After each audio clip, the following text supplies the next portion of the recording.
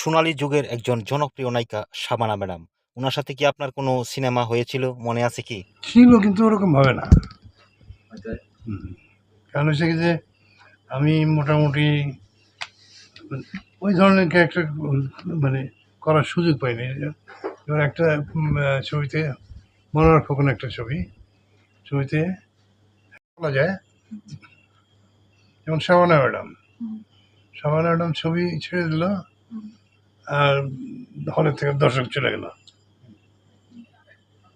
আমার এক আপন বোন শাবানা ম্যাডামের ছবি আসলে সে হলে যেয়ে দেখতো, এটা নিয়ে তার স্বামীর সাথে প্রচুর দ্বন্দ্ব হইতো। অনেক ভক্ত ছিল শাবানার। হ্যাঁ, একদিন জিজ্ঞেস করলাম যে শাবানা তার ছবি ছেড়ে দিয়েছে, আমার ওই ছবিটা দেখছো? না, শাবানাই নাই, ছবি দেখি এরকম। এটা আমার আপন বোনের কথা বললাম। আমার বোনের যদি এরকম হয়, এরকম বাংলাদেশে বহু দর্শক আছে শাবানা নাই ছবি দেখে কি। আচ্ছা, বাংলাদেশের আরেকজন তারা কোনো অস্তিত্ব নাই, এরকম কোনো উল্লেখযোগ্যই নেই। আজ এখন আর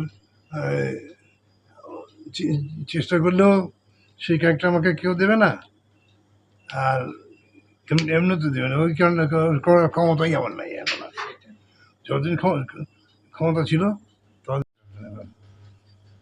ভাই ক্যারেক্টারটা আমাকে দেওয়া যায় না, কেন এটা আনোয়ার হোসেন করবে। আনোয়ার হোসেন করতে হবে, আমি কী করবো? উনি আমার দিলেন না ক্যারেক্টারটা। কাজী মুর্শেদ খানি ছবিটা করলেন, খানির নাটকটা আমাকে দিয়ে করিয়েছেন, কিন্তু যখন ছবির প্রশ্ন আসলো তখন আমার জায়গায় সেট আপ করলো ঈশ্বরে। বাংলাদেশের জনপ্রিয় আরেকজন আর্টিস্ট এটিএম শামসুজ্জামান। ওনার সাথে কি আপনার কোনো সিনেমা দেখা হয়েছিল বা করেছেন? মনে আছে? আমার পরিচিত ছবি, কি নাম যেন, আমি তো ভুলে যাই। আচ্ছা, ওনাকে নিয়ে বলুন না, ওনাকে তো আপনি কাছ থেকে দেখেছেন। এটিএম ভাইয়ের সাথে মানে ডাকলাম খোকন ভাই, আমার সঙ্গে নাটকের থেকে জড়িত। নাটক ছিল এটা,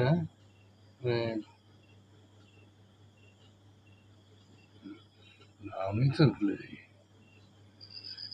মেঘে ডাকা তারা।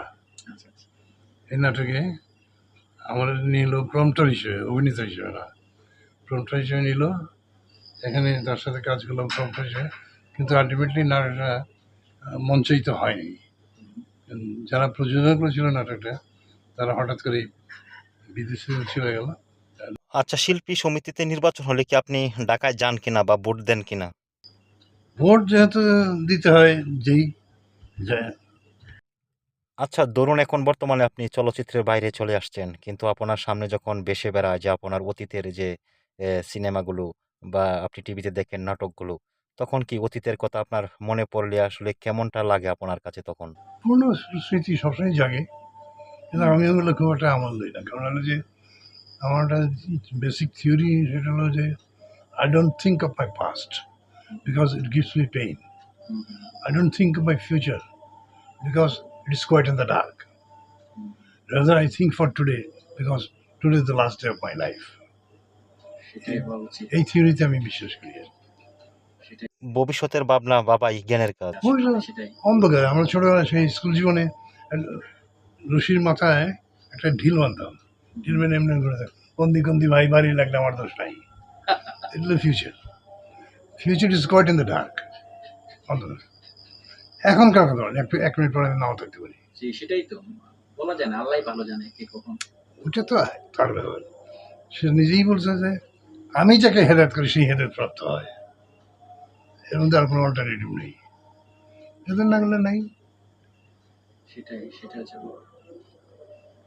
চলচ্চিত্র থেকে আপনি চলে আসার পরে আপনার সাথে যোগাযোগ করে এরকম তারকারা আছে কি এখনো বর্তমানে যে ফোন দেয় আপনাকে? একজন ভদ্রমহিলা, কি নাম জানি,